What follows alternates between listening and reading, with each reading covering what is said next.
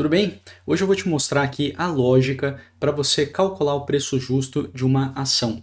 E mais importante do que o cálculo efetivo do preço justo da ação, eu vou te mostrar as incertezas que estão relacionadas a esse preço justo e como que você usa tudo isso, ou usa essa informação no seu processo de decisão de investimento. Eu vou aplicar aqui nesse vídeo com a ação do Banco do Brasil, ou seja, eu vou aplicar o conhecimento, né, o cálculo do preço justo na ação do Banco do Brasil, para ficar um vídeo bem prático e não tão teórico. Essa é a minha ideia aqui. Se você ainda não me conhece, meu nome é Caio Matias, estou no mercado financeiro já há muito tempo, desde 2007, e se inscreve aqui no canal para você acompanhar e receber mais vídeos. Toda terça-feira, meio-dia e 15, eu faço live no YouTube para tirar suas dúvidas e nas quintas-feiras e aos domingos, às 7 horas, na quinta 7 da noite, no domingo 7 da manhã, tem vídeo novo aqui no canal, então se inscreve para você não perder. E tudo que eu ensino aqui é o que eu utilizo, então você vai ver aqui o preço justo, é o cálculo que eu uso para decidir, né, as ações que eu vou comprar. E fica aqui já uma pergunta para você. Você faz algum cálculo de preço justo das suas ações, caso você já invista em ações, né? Ou contrata alguma casa de análise, acompanha o preço justo através de alguma casa de análise que faz isso para você? Fica a pergunta, escreve aí no comentário para eu saber, por favor. Vamos lá, então. Primeira coisa, por que Banco do Brasil? Né? É uma ação que muita gente tem, então a gente está falando de uma das ações mais antigas da Bolsa Brasileira. E não só isso, a ação ela está na sua máxima histórica. Deixa eu mostrar aqui um gráfico. Ó, esse é o gráfico de preço da ação. Tá? Então lá atrás, né, no ano 2000, estaria valendo, aqui tem uma correção por dividendos, tá? Então é uma ação que ela paga bastante dividendos, mas seria o equivalente a 45 centavos, vamos dizer assim, você poderia comprar lá no ano, um pouco antes do ano 2000, né? E agora está valendo R$ 57,87. Está bem pequenininho aqui, mas esse é o preço atual, R$ 57,87 aqui no momento que eu estou gravando. Isso significa que R$ 10.000 investidos lá no ano 2000 seriam agora, isso reinvestindo todos os dividendos que você foi recebendo, reinvestindo, né, recomprando a ação, os 10 mil se transformariam em R$ 1.286.000 do ano 2000 até agora, né, depois de 24 anos, essa seria a transformação do seu capital, né, 10 mil em 1.300.000, arredondando. Então, fica a pergunta aqui, né, fala, poxa, essa máquina de multiplicar capital, olha o quanto ela multiplicou, né, o capital, será que faz sentido eu investir nela ou o preço estaria muito caro? Então você vai ficar talvez, fala, poxa, é uma ação que historicamente entregou muito, deu muito retorno, foi muito interessante investir nela, só que o preço está nas máximas, será que agora é bom? E aí a minha ideia em trazer essa realidade, né, trazer o preço estar na máxima, o retorno que ela deu no histórico, é para te induzir a um erro. O que importa é determinar o preço futuro, ou seja, o que importa para você decidir o preço justo de uma ação é apenas o futuro. O que passou, passou, já está escrito, já foi. Né? Não é porque uma empresa foi muito bem no passado que ela vai continuar sendo bem no futuro. Ou, pior ainda, a gente não está falando só da empresa, a gente está falando do investimento na ação. Então não é porque o investimento foi bom no passado que ele vai ser bom no futuro. E hoje aqui nesse vídeo eu vou te dar duas dicas ou duas informações, ou dois conhecimentos, que vai te fazer deixar de ser amador, investidor amador, e passar a ser um investidor, vamos dizer assim, instruído, experiente, sabendo o que você está fazendo. E essa daqui é a primeira dica, a primeira grande informação para você deixar de ser amador e ser mais consciente e esperto, ou eficiente na bolsa. É você não pensar que o passado explica o futuro. Isso é um pensamento errado. O passado não explica o futuro. O futuro, como se diz, a Deus pertence. Né? Ele não tem tanta relação assim com o passado como a gente gostaria de que tivesse, ou enfim, melhor que também que não tenha em alguns casos. Né? Bom, se o preço justo depende somente do futuro, obviamente, como ninguém sabe do futuro, a gente tem que o preço justo, ele nada mais é do que uma possibilidade com uma certa probabilidade atrelada a essa possibilidade, tá? Isso aqui é importantíssimo. E aí surgem muitas críticas, né? Ah, preço justo é ficção. Olha lá, uma casa de análise bota lá preço justo a R$ 80 a ação que tá 10. Aí de repente ela vai lá e muda de 80 para 50. Você fala, pô, que tá vendo? Ela tá fazendo, ela bota qualquer número, né? É claro, isso aí é uma ignorância, nada contra a pessoa, mas é uma ignorância no sentido de não ter conhecimento. E aí esse é o objetivo que eu vou que eu quero resolver aqui nessa aula. Então, entendido o básico, entendido que a gente está falando de uma possibilidade, de uma probabilidade, de um futuro que tem uma certa incerteza, eu vou te mostrar agora como que a gente consegue lidar com essa incerteza ou lidar com esse futuro, sim, usando números, usando probabilidade. Esse é o tipo de ciência que faz avião voar com muita segurança, que faz médicos resolverem várias doenças, enfim, a ciência ela é poderosa. Então vamos entender como que a gente usa isso no nosso caso. Então agora, entendido o básico, a gente pode partir para conta, a gente pode partir para uma planilha de Excel. Meu objetivo aqui, importante, não é te ensinar a fazer essa conta, ou seja, o preço justo, o modelo, quais são as premissas e tudo mais. Não é esse o objetivo. O objetivo é você aprender o conceito do preço justo de uma ação e aprender a usar esse dado, essa informação no seu processo de decisão de investimento na Bolsa de Valores. Deixa eu mostrar aqui para você a planilha com um método de precificação, tá? Que é o método que eu utilizo. Deixa eu dar um zoom aqui para ficar melhor de enxergar. E vamos pegar aqui o Banco do Brasil, que ele está aqui, ó, essa linha aqui, tá? Linha 32. Deixa eu deixá-la como primeira linha aqui na tabela. Tá aqui, ó. Então, o que eu tenho do Banco do Brasil, tá? Quais são o que eu preciso aqui no modelo? Bom, eu preciso da taxa de juros livre de risco, tá? Que é o que a gente chama de CDI ou Selic, mas aqui no caso é a taxa de juros para um prazo longo. Então eu consigo obter isso no mercado. Em outras palavras, se você for fazer um CDB, ou melhor ainda, comprar um tesouro pré-fixado para daqui a 10 anos, você vai conseguir, neste momento que eu estou gravando, uma taxa em torno de 10,75% ao ano. Então, esse é o retorno que o seu investimento pode ter sem qualquer risco, porque é o tesouro vai te pagar, ele nunca vai dar calote, porque ele é o dono dos reais, ele sempre vai poder te pagar. Então, não tem risco que você vai receber 10,75 ao ano. Se é um bom investimento ou não, não é o tópico daqui, porque vai depender da inflação. Se a inflação brasileira rodar a 3% durante esses 10 anos, vai ter sido um investimento legal. Se a inflação rodar a 11% ao ano, vai ser um investimento terrível, porque você não vai ter protegido o seu poder de compra. Por isso a gente vai para as ações. As ações protegem muito mais, as ações tendem a multiplicar muito mais o patrimônio, como a gente viu lá o gráfico. Então, mas é um dado importante para eu considerar o preço justo de uma ação, qual é a rentabilidade que eu consigo ter sem risco. Isso é muito importante no modelo, tá? Outro ponto importante aqui vai ser o crescimento projetado para o lucro da empresa.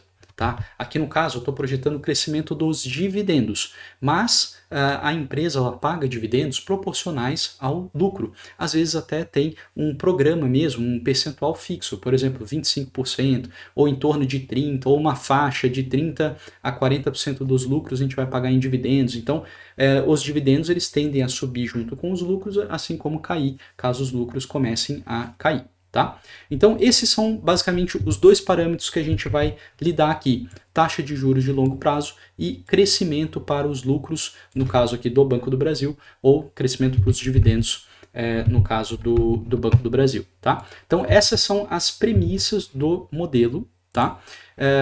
Antes da gente entrar aqui na conta específica, né, do preço justo da ação, fica meu convite para você se inscrever aqui no canal do YouTube e não perder mais vídeos como esse daqui para o YouTube ir te lembrando.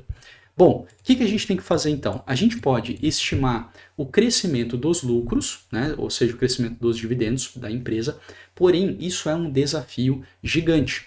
Quem está dentro da empresa, né, quem está lá dentro do Banco do Brasil, pode ter sim uma boa noção do crescimento dos lucros do Banco do Brasil num horizonte curto, tá? 1 ano, 2 anos. Né? Mesmo quem está dentro ali da empresa, diretores, conselheiros, dificilmente vão ter uma visão muito boa sobre um crescimento daqui a 3, 4, 5 anos. Então, é algo muito difícil a gente prever, né, o crescimento. Claro, depende da empresa, tá? Tem empresas, por exemplo, que vai construir uma nova fábrica, que vai fazer um novo processo de produção daquele produto, que ela sabe que vai entregar um crescimento durante mais anos, tá? Mas aplicando aqui ao Banco do Brasil, eu diria isso, né? É muito difícil conseguir garantir um crescimento para daqui a 3, 4, 5 anos.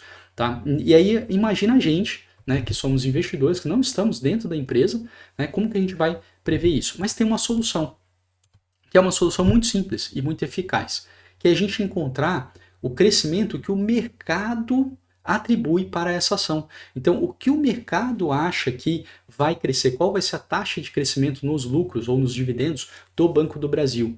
Por que é interessante fazer isso? Porque esses diretores, né, essas pessoas que estão dentro do Banco do Brasil, alguns deles podem ser investidores na ação.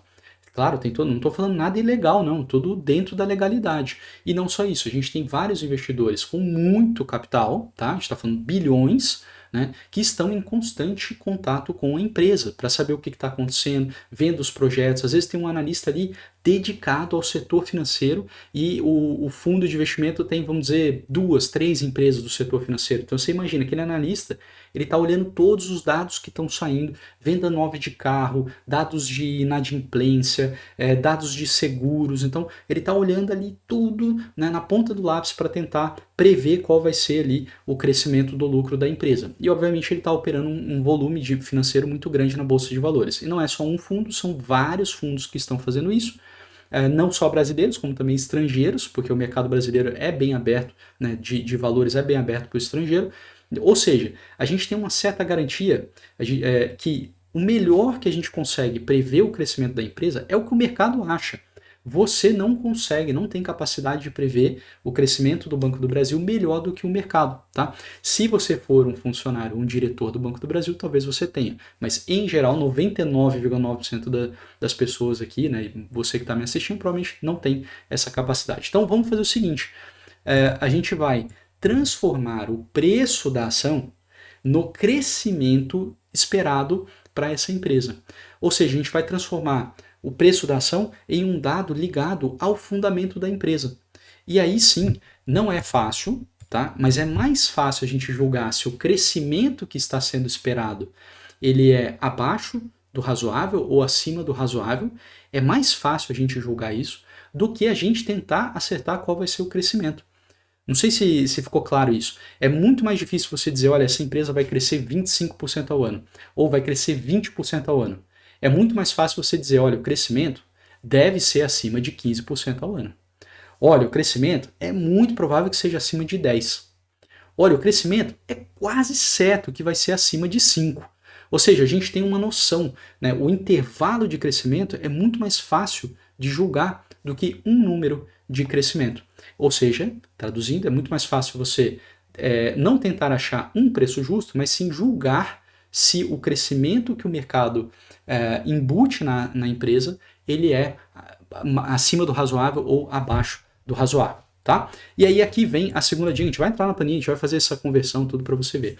Mas aqui vem a segunda dica que vai te fazer deixar de ser um investidor amador e se tornar um investidor experiente e consciente, que é o quê? O mercado, ele antecipa resultados futuros da empresa. Então, para você ganhar dinheiro no curto prazo, presta atenção aqui, no curto prazo, tá? Você precisa que a empresa supere o que já era esperado. Então, se o mercado espera um crescimento de 15% para o Banco do Brasil e os resultados, né, que o Banco do Brasil começa a mostrar, ou os dados que começam a sair na economia, refletem provavelmente um crescimento de 20 e não 15, a ação imediatamente vai subir. Então isso é algo que o investidor amador ele acha que a bolsa é um cassino, que a bolsa está tudo ali flutuando porque entrou estrangeiro, saiu estrangeiro, é o fluxo sei lá, do especulador, começa a inventar um monte de coisa, mas na real é isso daqui, o mercado está antecipando os dados, né, o crescimento da empresa e está refletindo os dados que vão saindo, inclusive os balanços que a empresa vai divulgando, está refletindo isso no preço conforme uma revisão da expectativa de crescimento da empresa. Então isso aqui é fundamental para você entender. E uma observação muito importante, no curto prazo é importante a empresa superar o que era esperado para a ação subir. Porém, no longo prazo, para você ganhar dinheiro, você não precisa de nada disso. Você só precisa que a empresa entregue aquele crescimento esperado. Pô, Caio, mas se ela está entregando o crescimento esperado, então era para não ser um investimento bom, porque eu já paguei aquele crescimento esperado. Não, não, não. No modelo de precificação, a gente já embute um retorno muito grande para a ação. A gente exige isso. A gente fala, olha, o mercado embute esse crescimento para a ação, tá? Porque o preço justo é igual ao preço que está no mercado. E para ser esse preço justo, estamos exigindo que essa ação suba bastante ao longo do tempo, tá? Vai ficar mais claro na planilha. Então vamos passar agora a aplicar no Banco do Brasil para a gente sair da teoria e ir para a prática. Então, primeira coisa é a gente encontrar o crescimento implícito na ação do Banco do Brasil. Então vamos lá. A ação do Banco do Brasil, né? Só refletindo aqui, ó, se eu achar que ela cresce 15%, então tá aqui, ó, 15% coloquei de crescimento, qual seria o preço justo da ação? Seria R$ 117,84, tá? Só para ficar claro com o ponto anterior que eu estava falando, eu estou exigindo que a ação suba na perpetuidade, ou seja, ao longo de muitos e muitos e muitos anos, 13% ao ano. Então eu estou exigindo um retorno bem legal na ação. Ou seja, esse preço justo de 117,84, ele é a empresa crescendo 15% ao ano, durante 7 anos, esse é o tempo aqui que eu estou projetando, e depois disso a ação continua subindo numa taxa bem legal, tá? Então, só para ficar claro aqui com o que eu tinha comentado antes. Ok, então eu poderia dizer, se eu acho que o Banco do Brasil vai crescer pelos próximos 7 anos 15% ao ano, eu posso dizer que o preço justo seria R$ 117,85. Ah, Caio, mas e se a ação subir apenas 12? O preço justo cai para R$ 100. Então, aqui começa, né? Aqui vem a crítica de muita gente, tá vendo? Ó, o preço justo pode ser 120, pode ser 100, porque eu não faço ideia se vai crescer 15, ou vai crescer 12, ou vai crescer 10, eu não faço a mínima ideia. Tá, um monte de gente faz uma boa ideia, né, do que a empresa vai crescer. Vamos fazer o seguinte, vamos ver o que o mercado acha. Então, qual é o preço do Banco do Brasil no momento que eu estou gravando? R$ 57,87, tá? Então, o que eu vou fazer aqui? Vou até anotar, 57,87. Eu quero achar o crescimento da ação que me dê o preço justo igual ao preço de mercado, 57,87. E vai ser um crescimento baixo. Você vai ver, ó, vai ser o quê? 2,4, 2,5, 2,45, tá? Ou seja, em torno de 2,5% ao ano. É isso que o mercado espera que a ação vai crescer pelos próximos 7 anos dentro aqui desse cenário. Então eu estou fazendo aqui esse modelo, de novo, eu não quero entrar na complexidade do modelo, não é o objetivo aqui da aula. Então assume que esse modelo aqui ele vai estar precificando legal várias ações, tá? Então eu tenho um crescimento projetado de 2,5, que é um crescimento baixo para a ação do Banco do Brasil. Tá? Ok, entendi isso, traduzi isso, né, do preço do mercado para o crescimento da ação. Agora eu posso julgar, falar, olha, esse é um crescimento baixo, né, menor do que o adequado. Bom, o PIB brasileiro, né, tem crescido aí a 2, 3, já teve anos que cresceu 5, 6, ou seja, parece sim um crescimento muito baixo. Mas tem um parâmetro importante nesse modelo, que é o quanto teve de pagamento dos dividendos. Então a gente parte do último pagamento de dividendo e projeta um crescimento desses dividendos pelos próximos 7 anos. Se a empresa pagou muito mais, né, dividendos do que o esperado nesses últimos 3 anos, ou seja, ela pagou acima da média, vamos dizer assim, e eu acredito que vai voltar para a média, faz sentido eu fazer alguma correção no meu modelo. Então vou mostrar aqui para você, se a gente pegar o pagamento de dividendos do Banco do Brasil, o que a gente observa até o ano 2020, ali antes da pandemia, né, existia uma certa média dos dividendos pagos por ação no ano. Vamos dizer que a média era 1,30 aproximadamente. Ok, 2021, 22 e 23, a gente teve pagamentos bem acima da média. Se a gente pegar a média desses anos, vai estar dando o quê? Talvez alguma coisa aqui, ó, em torno de 2,90, né, quase 3, sendo que antes a média era 1,30. Então, o que eu posso fazer? Eu posso corrigir um pouquinho no meu modelo, então se eu pegar, e aí aqui vão estar a média dos dividendos por ação, né, dos últimos 3 anos, foi R$ 3,67. E se eu corrigir isso daqui e dividir, por exemplo, por 2, então eu falo, não, foi bem acima da média. Vamos dizer que eu parta de uma base de dividendos mais de acordo com a média da empresa e colocar aqui, por exemplo, 1,80, né? Estou partindo de 1,80. Tá, para chegar agora no preço de 57,87, o crescimento seria de quanto? Seria de 9, 10, já começa a ser um crescimento bem grande, tá vendo? 12, 15, olha lá, em torno de 15% ao ano. Então, aqui você começa a ver a incerteza do modelo. Então, se eu parto, né, de uma base de dividendos, ou seja, se a empresa pagou dividendos extraordinários recentemente, né, faz sentido eu corrigir alguma coisa no modelo. Tá? Então vou dar um exemplo, né? Claro que a gente tem a Petrobras. Petrobras pagou explicitamente dividendos acima da média. Essa foi a política dos controladores, dos donos da empresa nos últimos anos. Política, inclusive, que já está sendo revertida. No caso do Banco do Brasil, a gente não tem nenhuma sinalização clara disso, pelo menos eu não tenho, de que de fato foi pago ali dividendos acima do que seria o normal da empresa. Então, talvez a gente possa sim usar como o pagamento dos últimos 3 anos como razoável para a gente modelar a empresa. E aí, se a gente usar isso, seria aquele crescimento baixo que a gente encontrou de 2,5% ao ano. Tá? Ok, então é um crescimento baixo, indiscutível, porque está até abaixo do nível da inflação brasileira, ou seja, uma empresa que vai crescer lucro abaixo da inflação brasileira é muito baixo, esse crescimento implícito no mercado. Então, a conclusão, só olhando o número, seria de que a ação está barata, ou seja, considera um crescimento muito baixo, muito abaixo do que seria razoável. Agora, eu não sou analista de ações, eu não sou remunerado para isso, eu não vendo relatório e eu não posso recomendar nada para você. Vai, compra ação, tudo mais, né? Fica para você julgar se esse crescimento realmente está muito abaixo do razoável, né? O que seria uma indicação da ação estar barata. E não se esqueça do qualitativo da empresa. O que eu estou querendo dizer de qualitativo?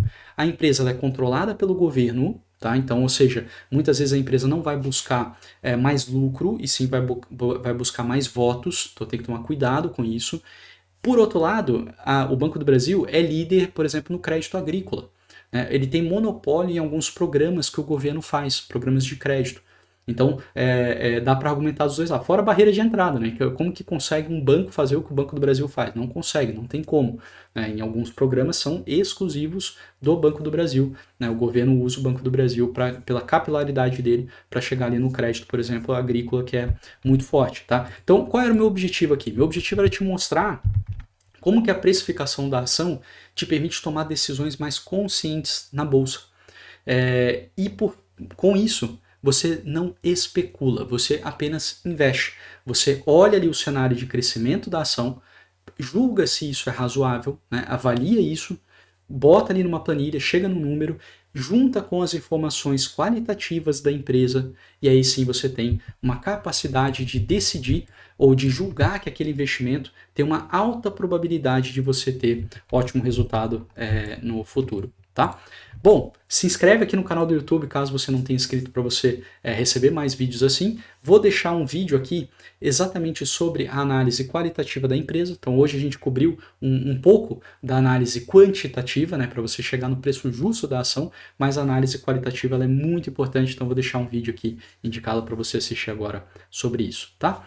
Forte abraço e a gente se vê no próximo vídeo ou na live terça-feira, 12h15, para eu tirar as suas dúvidas. Até lá!